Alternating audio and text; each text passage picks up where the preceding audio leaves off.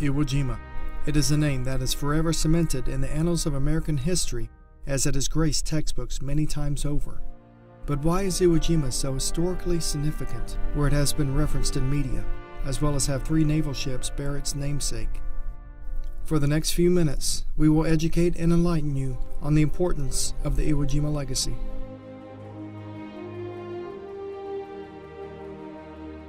It is 8 square miles in length and part of the Japanese volcano islands located 650 miles south of mainland Tokyo.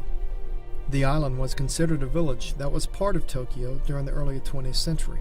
During 1944, island life on Iwo Jima came to an end as civilians evacuated, making way for the Japanese Imperial Army as they were conducting a massive military buildup while anticipating a U.S. invasion. No civilians have permanently settled on the island since. Around this time, U.S. forces were looking for strategic areas near mainland Japan as they were preparing to attack the Far East nation.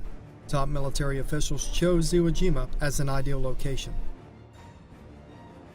The invasion of Iwo Jima began on February 19, 1945, and marked the first time U.S. forces launched an offensive against any Japanese territory in the war. The Marines led the bombardment, also known as Operation Detachment, which its mission objective was capturing the airfields on the island so it could be used as a staging area for B-29 bombers and its escort fighters. This would allow shorter flights rather than having to fly lengthy missions from the Marianas Islands, almost twice the distance away from Japan.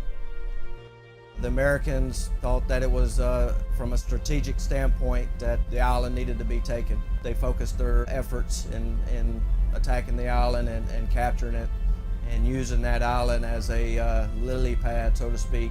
So if any of the B-29s took any damage, that was where they could seek haven and land and save countless lives of U.S. airmen. 3 U.S. Marine divisions began the invasion and were convinced the battle would be fairly easy. Up until that time, American forces received intelligence that the island was lightly defended, which is what Lieutenant General Tadamichi Kiribayashi had wanted the Americans to believe. Lieutenant General Kiribayashi wasn't like other Japanese generals. Instead, he had diverged from the classic Japanese path of creating battlements along the edge of an island. Instead, he created what we now call defense in depth.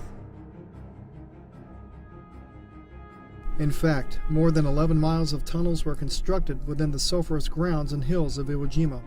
This allowed Japanese soldiers to attack U.S. forces from within, catching them by surprise. Though Kiribayashi was convinced the Imperial Navy was too battered to offer support for the invasion, his goal was to inflict as many American casualties as possible before the island fell. It was reported that he encouraged each one of his men to kill 10 Americans before dying themselves. He did not plan to survive, let alone win control of the island. The battle marked some of the fiercest fighting of the war for U.S. forces. In fact, Admiral Chester Nimitz said about the battle, "No other island received as much preliminary pounding as did Iwo Jima." By the numbers, 110,000 Marines and 880 ships were sent to Iwo Jima. U.S. forces suffered 26,000 casualties, which included 6,800 killed in action. More than 19,000 Japanese soldiers were killed, and 1,083 were taken prisoner. Despite the battle lasting 28 days, it was the 5th day that would be forever immortalized on film. One of the first mission objectives, the taking of Mount Suribachi, took place, and it was depicted in a photo taken by American photographer Joseph Rosenthal, who snapped the photo of 5 Marines and 1 Navy corpsman raising the flag on top of Iwo Jima's highest point. The photo won a Pulitzer Prize for photography later the same year and became one of the most recognizable images of World War II. Today, that image is celebrated all throughout a ship that bears the name Iwo Jima, as the flag-raising scene is celebrated in murals, documents, pictures, and ball caps throughout the amphibious assault ship.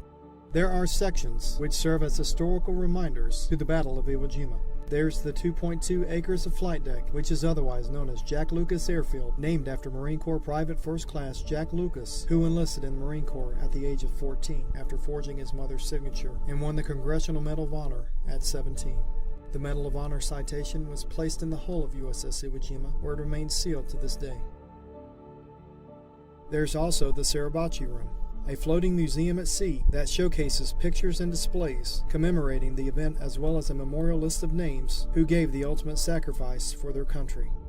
It is this year that marks the 70th anniversary of the battle, which will be the final official ceremony on the island for the surviving veterans that stormed the beachheads many years ago.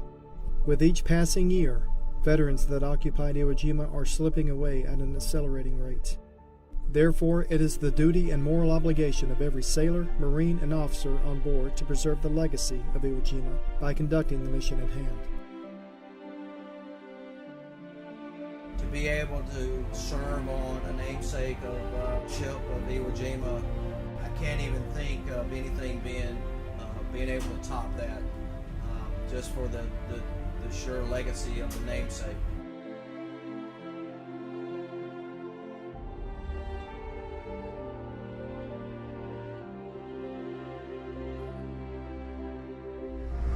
I think it's important for me to be on a ship that bears the name Iwo Jima, because while it was a decisive battle, and one that will forever live in infamy between the American and the Japanese forces, it always gives you a sense of temperance for your actions. Being prepared to go in harm's way at a moment's notice and fighting the global war on terrorism will be our way of displaying uncommon valor in what we do every day.